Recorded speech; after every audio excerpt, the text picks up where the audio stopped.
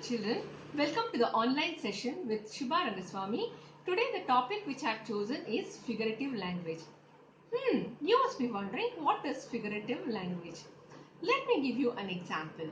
A girl gets up early in the morning and she just comes out and says hi to you. How does she look? She looks very ordinary, isn't it? Girl gets up early in the morning, she takes bath and then she puts a little makeover, she wears a dress of her choice and then she comes and says hello to you. Now how does she look? She looks extraordinary, isn't it? There is a difference. That's what our authors and poets, they do it. They take an ordinary statement of our English, they just put a little makeover, not literally. They just dress up the language. They use a flowery language so that the readers can understand it better and feel interested. Now let us know the definition of figurative language. What is figurative language? Figurative language refers to the color we use to amplify our writing. It takes an ordinary statement and dresses it up in an evocative frock. It gently suggests to something without directly stating it. Figurative language is a way to engage your readers, ushering them through your writing with a more creative tone. Usually, authors and poets uses such flowery language to create interest in the readers.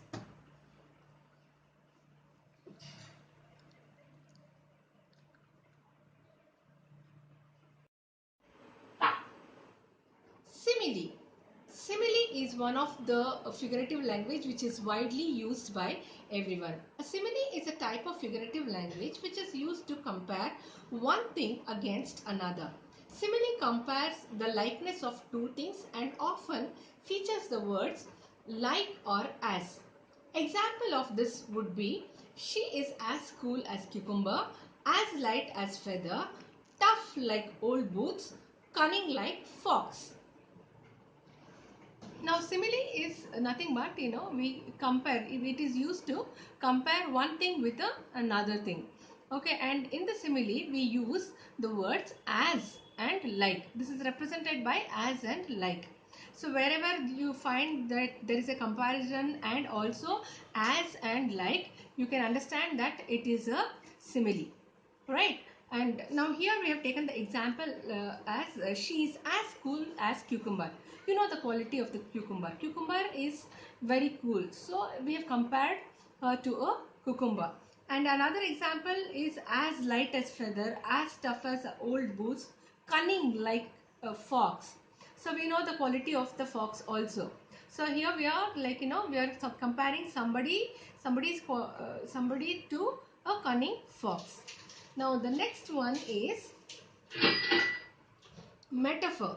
A metaphor is a phrase describing something as something else, which is not in reality. It is used to compare two things symbolically. A metaphor literally describes something as something which is not. A good example of a metaphor would be, she cried a river of tears. My mother-in-law is a dragon. The classroom was a zoo. She is a night owl. Life is a roller coaster. Now again, metaphor is also used as a figurative language which is used to compare. Again, in metaphor, what happens is we are comparing one thing with another thing which is not in reality. Now for example, she cried a river of tears. That means we are comparing the tears of somebody to the river of water. You know very well that nobody can cry so much. Here basically we are just exaggerating. We are just telling that a person cried very much, or maybe she was feeling very sad about it. And another thing is, life is a roller coaster, right? Life is a roller coaster is also like, life goes up, it takes you up. It doesn't mean that you'll stay up. You have to come down. Probably the situation is now, for us with the COVID-19, we all have come down now. Again, we have to start from the scratch. So that's how we compare in metaphor. Now the next one is oxymoron. This is my favorite. Oxymoron is a term which features two opposite words or antonyms which appear to contradict each other but make sense of the situation overall. Now here we have taken two opposite words. Like see, for example, you can see the example there. Bittersweet, act naturally, act and naturally. Both are, antonyms. Clear, clearly confused. Clear and confused. Growing smaller. Open secret. Walking dead. Quite incredible. Pretty ugly. Maybe definitely. Defining silence. Only choice. Original copy. Honest thief. Old fashioned. So now children, here you could see that the two opposite words we have joined, and that becomes a compound word now, but it is suitable for that particular situation when we use. Now, pretty ugly. She is pretty ugly. We may use this word. So pretty is completely opposite of ugly.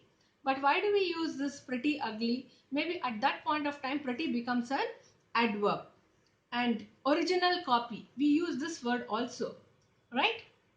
Old fashioned, she is very old fashioned. Again here old and fashioned is completely contradicting to each other, right?